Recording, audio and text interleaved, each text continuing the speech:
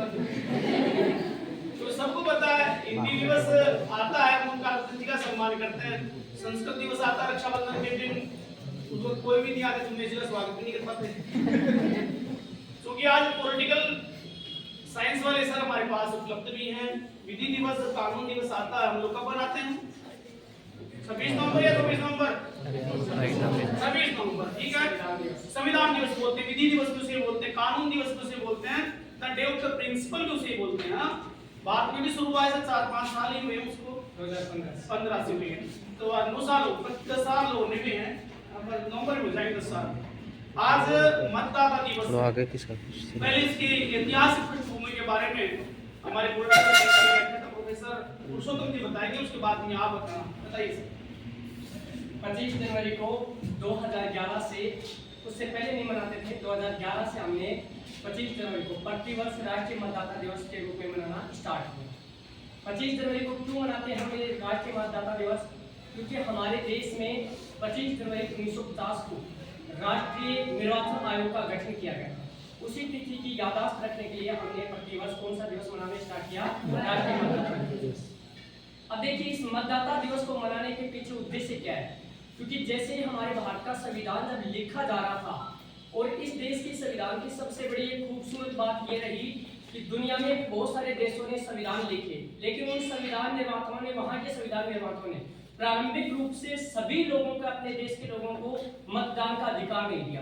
कहीं योग्यता निर्धारित कर दी, कहीं पर लिंग के आधार पर भेदभाव किया गया, कहीं पर संप्रदाय के आधार पे। लेकिन हमारे देश की, दुनिया के देशों के संविधानों में से एक अलग विशेषता रही कि प्रारंभिक रूप से हमारे देश में 21 वर्ष का वयस्क नागरिक को हमने क्या देना प्रारंभ कर दिया था? मतदान का अधिकार देना किया। और संविधान में बाकायदा लिखा, अनुच्छेद 326 में हमारा मतदान करने का अधिकार हमें दिया गया है। तो सबसे पहली बात तो इसमें कि कहीं भी धर्म के आधार पे, वर्ग के आधार पे, लिंग के आधार पे किसी भी प्रकार का कोई भेदभाव नहीं किया गया। प्रारंभिक रूप से हमने सभी को मतदान का अधिकार दिया।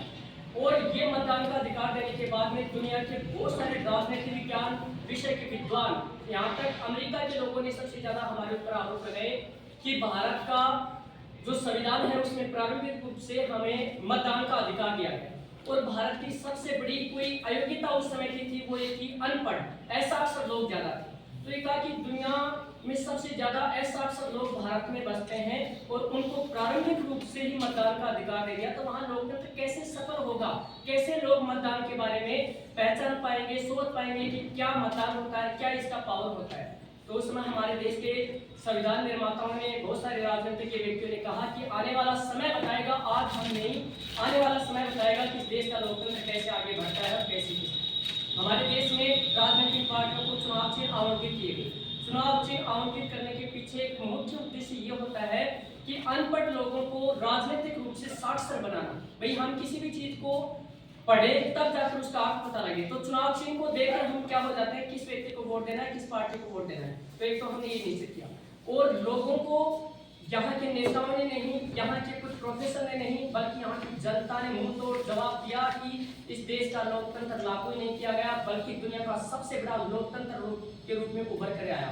आज दुनिया का सबसे बड़ा लोकतंत्र रूप से विद्वानों को ये आशा नहीं थी कि 10% लोग भी मतदान करेंगे। आज 70% से ऊपर हम मतदान करते हैं। और अब इस मतदाता दिवस मनाने का उद्देश्य है कि भारत के प्रत्येक नागरिक का अपना एक कर्तव्य भी है, और साथ में उनको संविधान में यह अधिकार भी दिया गया है कि आप सब हमका क्या है कि मतदान करने का अधिकार। आज भारत के राष्ट्रपति से लेकर आप हम सब सामान्य व्यक्तियों तक को किसी का बराबर का अधिकार दिया गया है। तो कौन सा अधिकार है? मतदान। अब मतदान क्यों करना चाहिए हमें? क्योंकि लोकतांत्रिक देश में यदि हम जीते हैं तो मतदान करने का उद्देश्य हमारा ये होना चाहिए कि यदि हम किसी देश में किसी सरकार की आलोचना और प्रशंसा करते हैं, तो मेरा यहाँ मानना है कि वही व्यक्ति सरकार की प्रशंसा कर सकता है, वही व्यक्ति आलोचना कर सकता है जिसने उस सरकार को चुनने में अपनी सहभागिता निभाई। यदि वोट ही हम नहीं देते हैं, फिर उसके बाद में किसी भी राजनेता के ऊपर आरोप लगाते हैं, किसी सरकार के ऊपर आरोप लगाते हैं, तो ये सही नहीं रहता है। तो सबसे पहला हमारा कर्तव्य भी होना चाहिए, संविधान ने हमें अधिकार भी दे रखा है कि मतदान करना चाहिए। किसी भी परिस्थिति में इस लोकतंत्र में हम सबको, दुनिया की महिलाओं ने इतने बड़े आंदोलन किए, तब जाकर महिलाओं को मतदान का अधिकार मिला। और हमारे तरफ प्रारंभिक रूप से 26 जनवरी 1950 को जिस दिन संविधान लागू हुआ, उसी दिन समानता का अधिकार रखते हुए सबको मतदान का अधिकार है। बस थोड़ी सी कमी ये रह रही है कि हर लोग इसको सीरियसली नहीं लेते, बल्कि वोट में इतनी पावर है कि हम बड़ी बड़ी सत्ता को दूर हटा सकते हैं और किसी को अपनी मनपसंद का व्यक्ति को सत्ता पे काबिज कर सकते हैं। तो मूल रूप से पहचानना चाहिए, हमें देखना चाहिए कि प्रति जब भी कोई भी इलेक्शन हो, चाहे वार्ड पर से लेकर भारत के किसी भी प्रकार का इलेक्शन होता है जिसमें हम मतदान कर सकते हैं, तो पहला हमारा कर्तव्य होना चाहिए मतदान करना चाहिए। इसके पीछे में किसी पार्टी विशेष का नहीं कि आप किस पार्टी को देते हैं, किस व्यक्ति को देते हैं, वो आपकी स्वेच्छा, क्योंकि ये आपका स्वेच्छा का अधिकार है। लेकिन वोट जरूर करना चाहिए, हमें किसी भी परिस्थिति में वोट देने का अधिकार। अभी आपने हाल ही में देखा होगा कि प्रधानमंत्री मनमोहन सिंह जी का निधन हो गया, उससे पहले उपराष्ट्रपति के चुनाव हुए, तो उस समय वो व्हील चेयर पर बैठकर जाकर और कहाँ गए थे, संसद भवन में, और वोट देने के लिए। तो किसी पार्टी विशेष को, किसी को भी संबोधित कर रहे थे, किसी का समर्थन कर रहे थे, वो कोई बड़ी बात नहीं थी, लेकिन वो इस देश के लोकतंत्र को मजबूत करने के लिए व्हील चेयर पर बैठकर जाकर और वोट देके आते हैं। तो भारत के लोगों को वो एक इंडिकेट कर रहे थे कि भारत के लोकतंत्र में मतदान का अधिकार कितना ताकत रखता है। तो वही अधिकार मनमोहन सिंह को प्राप्त था, वही अधिकार हम आप सबको प्राप्त है। तो मेरा कहना रहेगा कि आप सब लोग, कोई भी वोट हो, वार्ड से लेकर किसी भी प्रकार का वोट हो, उसमें मतदान करने जरूर है।